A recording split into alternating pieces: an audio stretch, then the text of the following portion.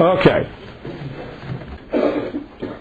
We teach doctrinal things, we teach truths, we teach about a lot of things on Bible truths and in these conferences.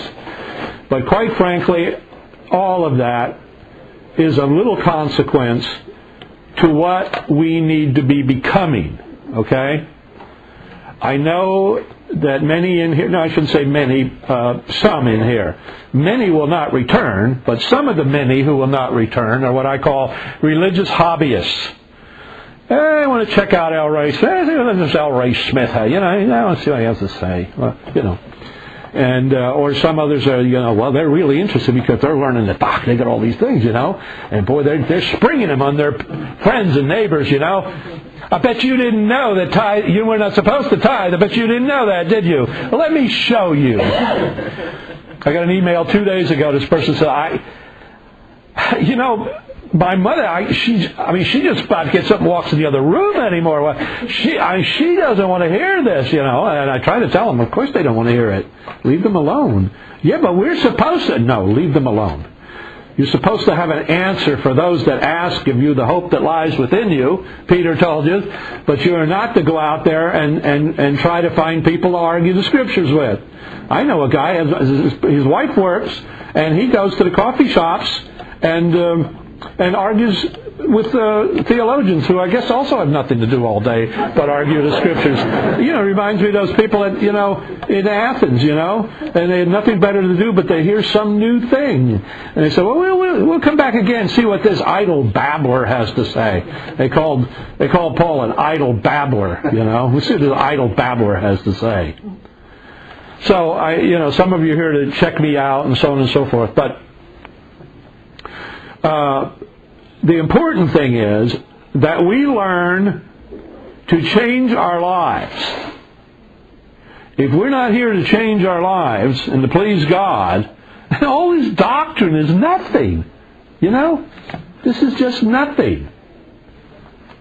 What good does it do? You know the Scriptures and you know doctrines and you can argue things when you lie and you harbor resentment, or you're filled and reeking with vanity. I know people who are very energetic about having meetings and teaching the Scriptures.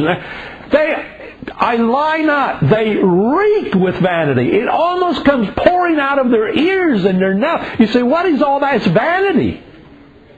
Just sheer vanity. Self-aggrandizement.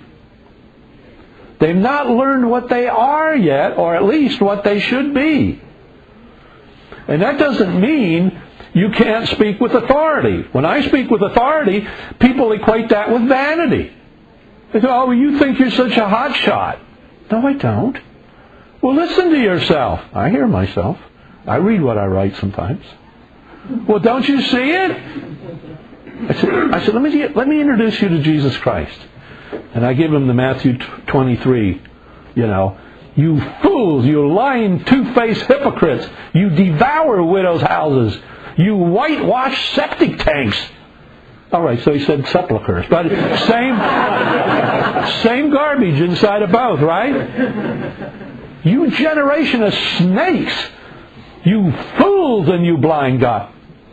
That was Christ. If he came back and talked like that in the church, they would literally throw him out on the sidewalk with a busted nose and a broken arm. They would never tolerate Jesus Christ talking like that anywhere. They would not tolerate it for 1 second. And they don't tolerate it in me. Who do you think you are? I'm a roofer. Well, you did that. I said, I'm following Christ, etc. But you're not Christ. But we're supposed to be. Aren't we supposed to be? Well, yeah. Well, I'm trying. Well, I don't approve. I know you don't approve. I don't care. I am not seeking men's approval. God, I hope you all know that by now. I'm not seeking men's approval. Like Paul said, if I'm seeking men's approval, why does everybody want to kill me, stone me, beat me? Because I'm seeking God's approval? Get out of town.